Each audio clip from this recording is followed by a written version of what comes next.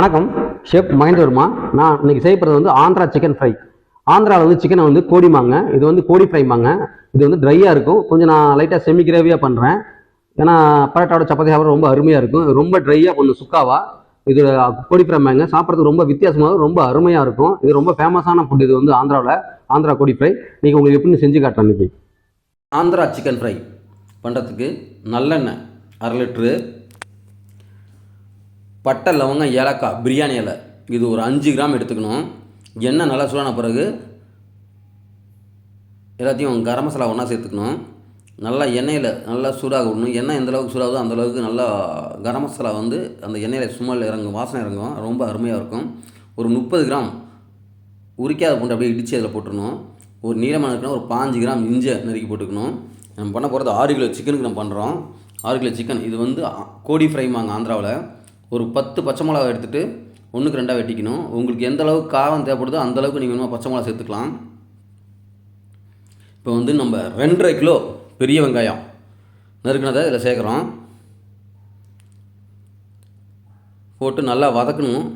இந்த நல்லெண்ணெய்க்கும் அந்த பட்டை, லவங்கம், ஏலக்காய், பூண்டு அதுக்கு ரொம்ப அருமையாக வாசனை வரும். ஒரு கைப்பிடி அளவு கருவேப்பிலை சேர்த்துக்கணும். நல்லா பொறுமையாக வதக்கணும்.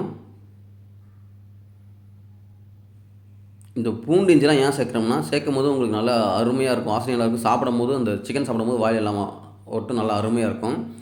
ஓரளவுக்கு பாதி வெங்காயம் வதங்கின பிறகு 6 கிலோ சிக்கனை சேர்த்துக்கணும். இதில் எந்த மசாலாவும் சேர்க்கக்கூடாது கொஞ்சம் நேரத்துக்கு.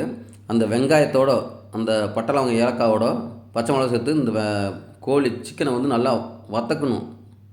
நல்லெண்ணெய் போட்டு நல்லா வதக்கணும். வதங்கின பிறகு கல்லுப்பு தேவையான அளவு சேர்த்துக்கணும். நீங்கள் இந்தமாரி வதக்கும் போதே உங்களுக்கு டேஸ்ட்டு வேறு லெவலில் இருக்கும். ஒரு 100 கிராம் பூண்டு பேஸ்ட்டை தனியாக அரைச்சி சேர்த்துக்கணும்.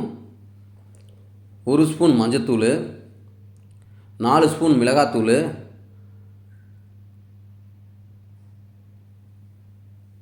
4 ஸ்பூன் கொத்தமல்லி தூள், 2 ஸ்பூன் ஜீரகத்தூள் இதை சேர்த்துட்டு நல்லா அந்த சிக்கனோட நல்லா மிக்ஸ் பண்ணணும். நீங்கள் எந்த அளவுக்கு மிக்ஸ் பண்ணுறீங்களோ அந்த சிக்கனோட மசாலா நல்லா சேர்த்து பிடிச்சிக்கும். இது பண்ணுற ஆந்திராவில் வந்து பண்ணுற விதமே வேறு மாரி இருக்கும். அவங்க எண்ணெய் நிறையா ஊற்றி நல்லா வதக்குவாங்க.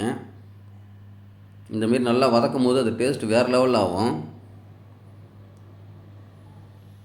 நல்லா அந்தமாரி வதக்கின பிறகு இஞ்சி தனியாக அரைச்சது அது ஒரு 100 கிராம் சேர்த்துக்கணும். இந்த இஞ்சி பூண்டு தனியாக சேர்க்குறதுனால உங்களுக்கு டேஸ்ட்டும் வேறு லெவலில் இருக்கும், வாசனையும் ஒவ்வொன்றா தனியாக வேறு மாரி இருக்கும். போட்டு நல்லா மசாலோட நல்லா மிக்ஸ் பண்ணணும்.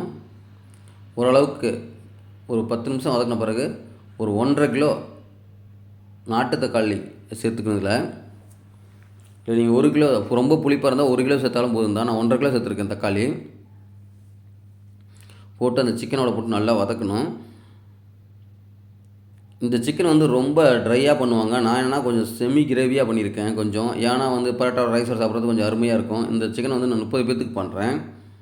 நீங்கள் நல்லா ட்ரையாக வேணும்னா நல்லா ட்ரையாக பண்ணலாம். மிளகுத்தூள் 1 ஸ்பூன் அளவு மிளகுத்தூள் போட்டிருக்கேன். மிளகுத்தூள் சேர்க்கறதுனால ரொம்ப அருமையாக டேஸ்ட் இருக்கும். போட்டு அதை நல்லா மிக்ஸ் பண்ணணும்.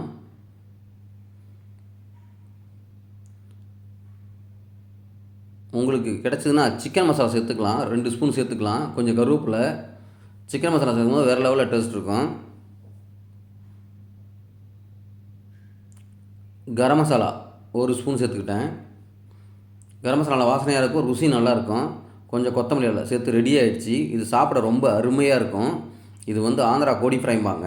இது வந்து ரைஸோட சாப்பிட ரொம்ப அருமையாக இருக்கும். உங்களுக்கு பிடிச்சிருந்தால் லைக் பண்ணுங்கள், ஷேர் பண்ணுங்கள், சப்ஸ்கிரைப் பண்ணுங்கள்.